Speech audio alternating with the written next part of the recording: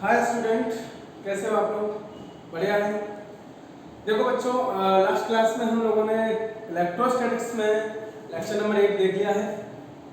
और lecture number 8 में मैंने आपको आपको मतलब वेक्टर फॉर्म पे जो क्वेश्चंस आते हैं वो मैंने कराए। अभी कुछ क्वेश्चंस उसमें बाकी हैं, वो भी करा देता हूँ।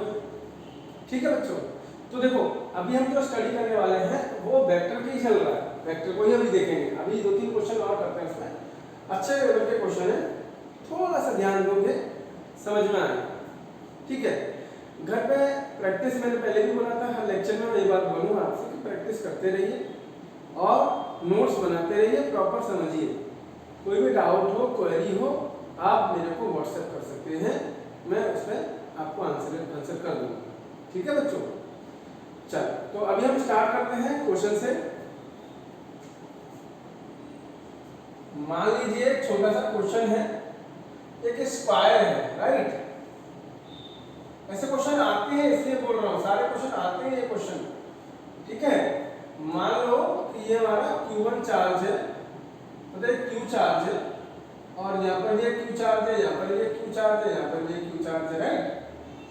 ये A पॉइंट है, ये B पॉइंट है, ये C पॉइंट है, ये D पॉइंट है। अच्छा, हमको ये पूछा गया है कि इन तीनों चार्ज की वजह से इस वाले चार्ज का फोर्स कितना आ रहा है। तो निकालेंगे find out force on Q at D due to other charges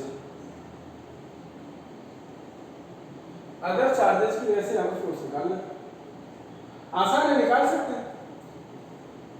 क्या करेंगे कि इस वाले चार्ज की वजह से इसका फोर्स निकालेंगे। देखो इधर आया,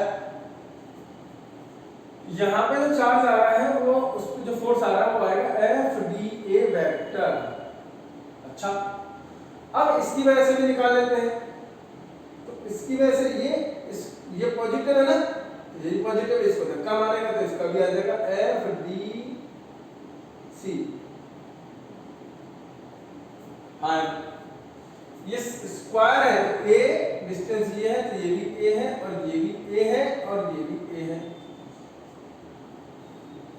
अब निकालते हैं कि फोर्स FDA निकालते हैं पहले।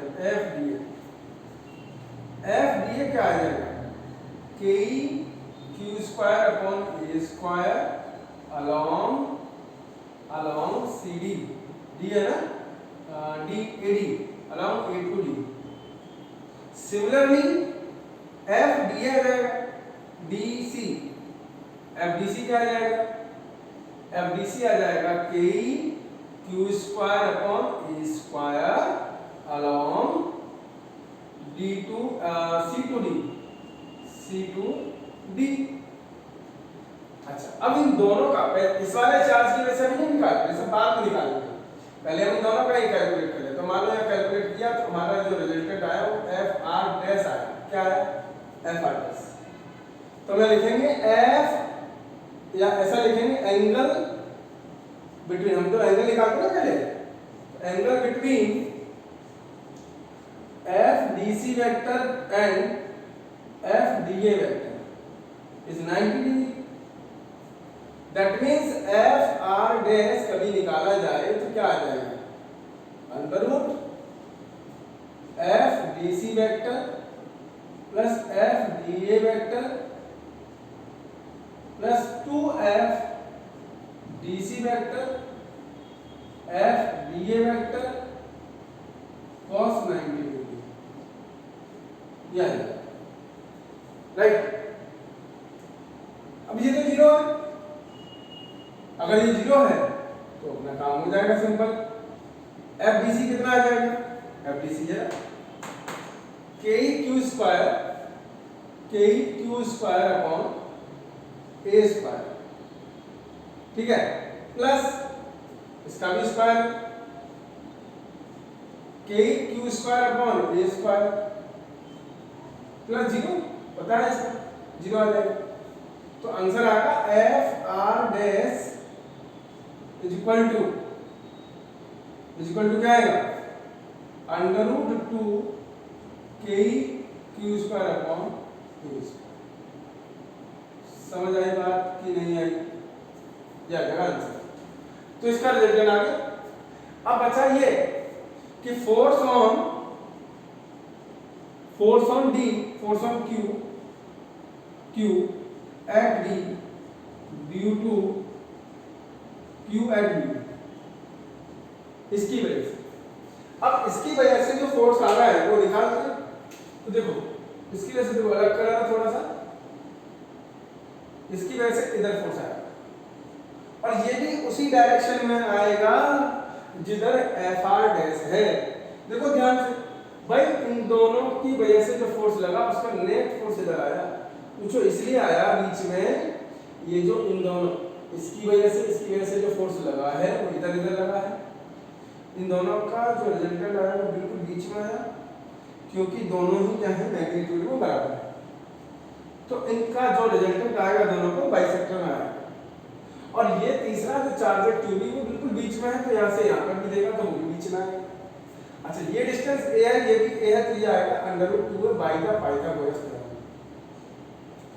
अब यहाँ पे निकालना तो निकाल लो।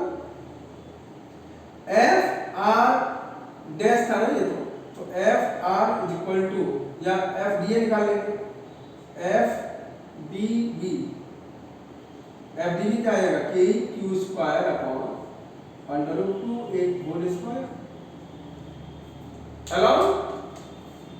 along d to b या b to d, और ये भी क्या है along b to d, ये भी तो along b to d है, हाँ क्या है along b to d। अब दोनों का रिजल्ट निकाल लेते हैं। तो angle between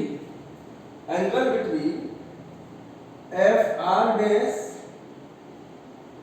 and F D is 0 degree. तो दोनों को डायरेक्ट ऐड कर देंगे। क्या कर देंगे? तो एफ आर नेट जो रिजल्टेंट आना है वो आएगा F D B plus F R dash. कितना आ जाएगा जल्दी बोलो? ये आ जाएगा के क्यू स्क्वायर अपॉन ए स्क्वायर, डी वाला K Q square upon 2a square plus K √2 के Q square upon a square. ठीक है जी, तो इसमें निकाल लेते हैं। F R is equal to K Q square upon a square common ले लेते हैं। ठीक है ना? और क्या आ जाएगा यहाँ पर कॉमन आ गया 1/2 प्लस √2, कितना आ जाएगा के क्यू स्क्वायर अपॉन ए स्क्वायर, और 1 प्लस 2 यहाँ आ जाएगा 2, और जाएगा 1 प्लस 2 √2।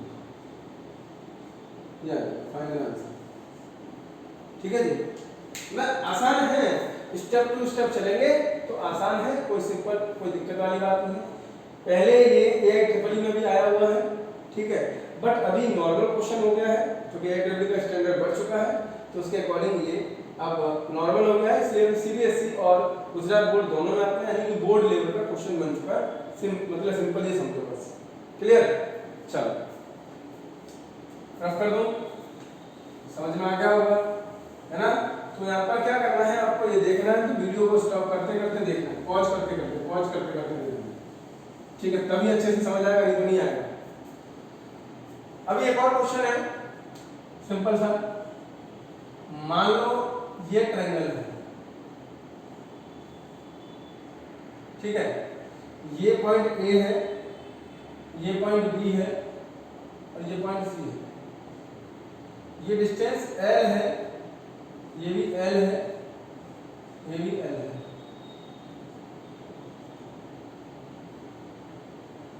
इसके सेंटर पर एक चार्ज रखा है, यहाँ भी Q है, यहाँ भी Q है और यहाँ भी Q है, और सेंटर O है, उस पर भी चार्ज रखा है Q। तो मैंने निकालना क्या है? Find out net force on Q at O। Due to other charges, due to other charges. निकाल आसान भाई। इस चार्ज की वजह से इस पर धक्का मारेंगे तो किधर जाएगा,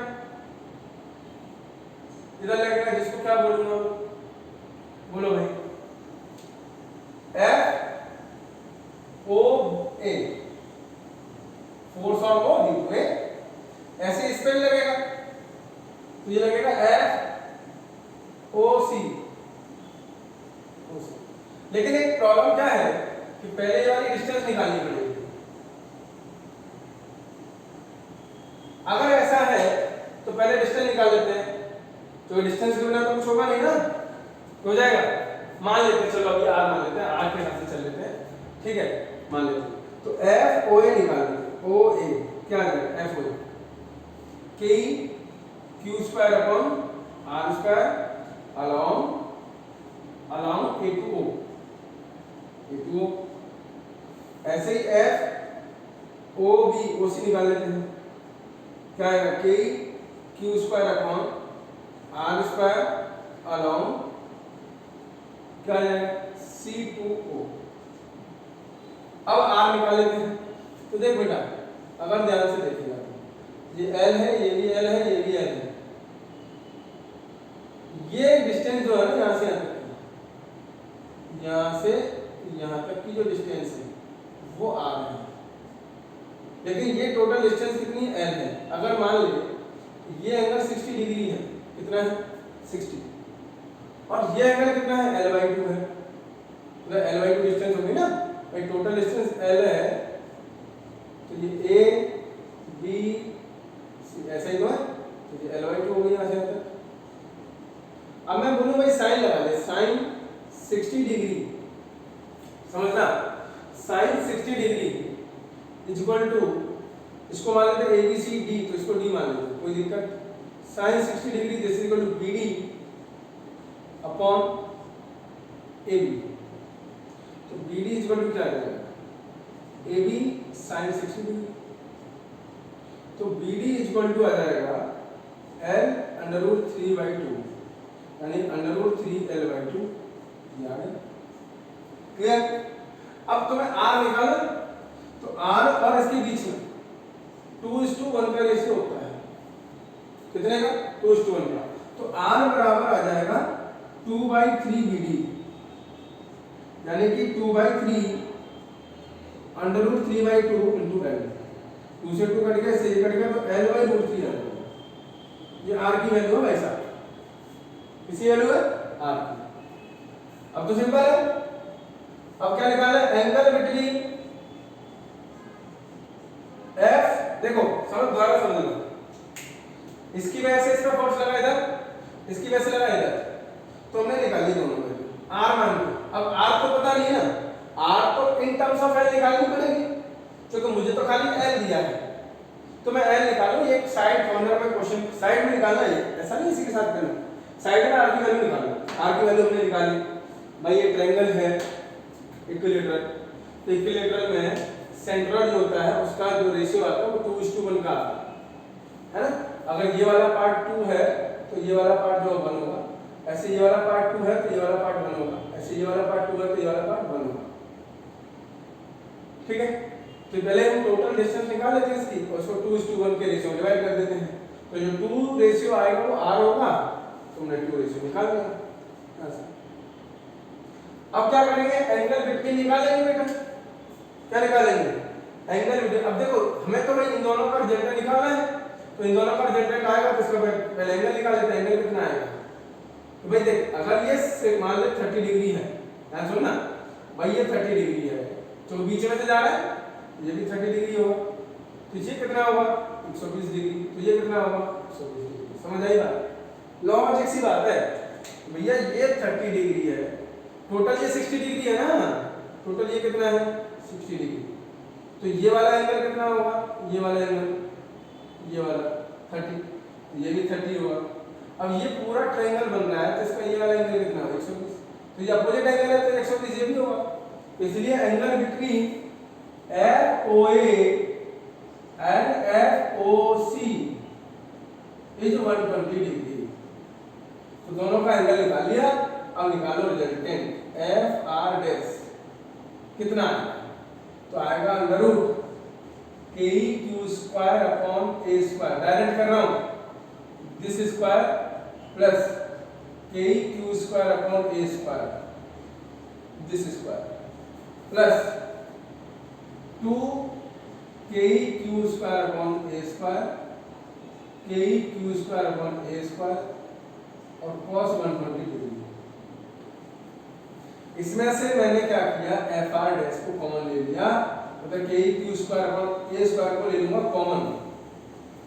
ठीक है, अगर मैं ऐसा कॉमन ले लेता हूं तो ये आ जाएगा कितना, 1 प्लस 1 प्लस 2 इंटू माइनस 1/2, ये इससे कट जाएगा और ये 1 और ये 1 चला जाएगा, तो बचेगा कितना, FR dash is equal to KEQ square upon A square. अरे A कहां से आ गया, R स्क्वायर चल रहा है ना,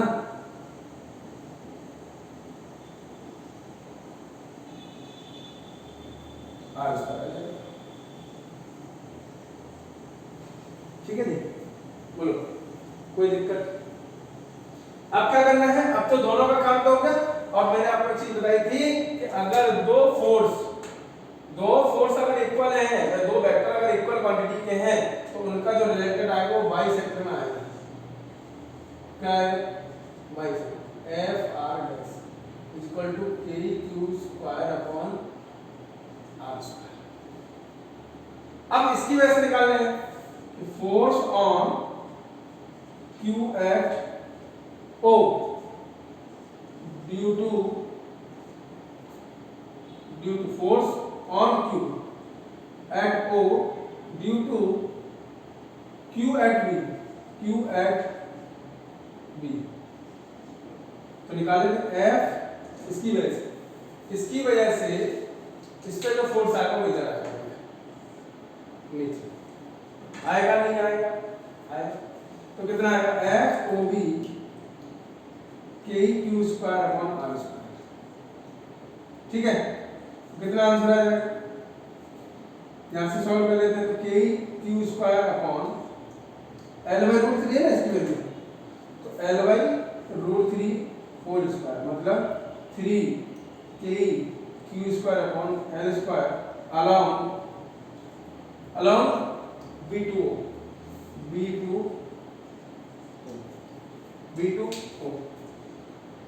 कोई दिक्कत नहीं है। अब resultant force F angle between F vector OB and F vector R dash, मतलब इसके अब दो आ गए ना भाई, इन दोनों का रिजल्टेंट जो निकाला था इसकी वजह से इस पर, इसकी वजह से तो ये आया, तो इनका रिजल्टेंट ये आया।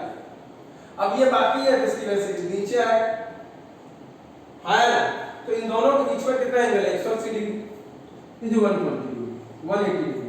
तो रिजल्टेंट फाइनल जो आएगा वो आएगा mod of FOB plus minus mod of FR dash, तो ये आ जाएगा KEQ स्क्वायर यानी 3 KEQ square upon L square minus 3 KEQ square upon L square.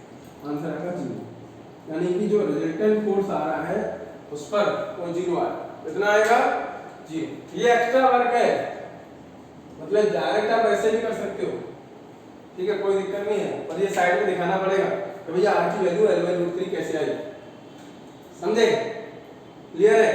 आराम से पहुंच करके एक स्टेप समझना, ठीक है, नहीं आया तो पूछ लेना, कोई दिक्कत नहीं है, बड़ा नहीं है, सिर्फ स्टेप ज्यादा है और कुछ नहीं है। चलो आगे चलते हैं, क्लियर।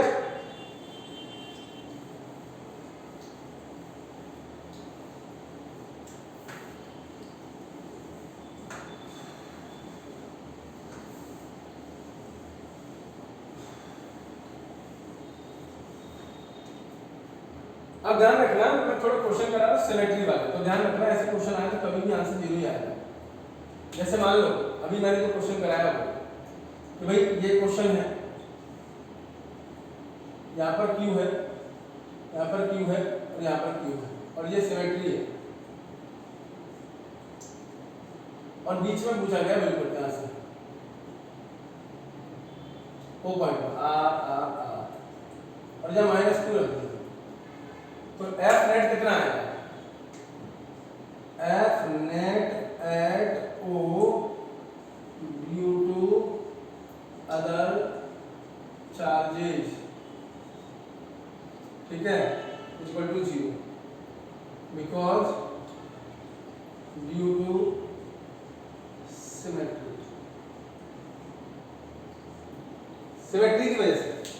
देखो भाई इसकी वजह से इधर आ जाता है, इसकी वजह से इधर आ जाता है, दोनों के बीच में 120 डिग्री हो जाता है, इसकी वजह से इधर चला जाता है, ठीक है, इन दोनों का तो ये आपस में कट जाता है। समझ गए? ऐसे ही वाला एक और क्वेश्चन दे दूं मैं, मान लो यहाँ क्यू है, यहाँ भी क्यू है, यहाँ भी क्यू है, यहाँ भी क्यू है, यहाँ भी क्यू है, ये ए है, बी सी डी, स्क्वायर है, क्या है? स्क्वायर। मैंने बताया ना सिमेट्री होनी चाहिए, तो इसकी वजह से ध्यान सुनना, इसकी वजह से इस पर इधर लगेगा, इसकी वजह से इधर लगेगा, इसकी वजह से इस पर इधर लगेगा, इसकी वजह से इधर लगेगा, ये वाला इसको उड़ा देगा, ये वाला इसको उड़ा देगा, नहीं समझे? ये वाला इसको उड़ाएगा और ये वाला इसको उड़ाएगा, कोई दिक्कत नहीं, ठीक है ना? अच्छा, अब आगे देखो, ऐसे और भी क्वेश्चन है। मान लो कि मैंने एक हेक्सागोनल ले लिया, क्या ले लिया?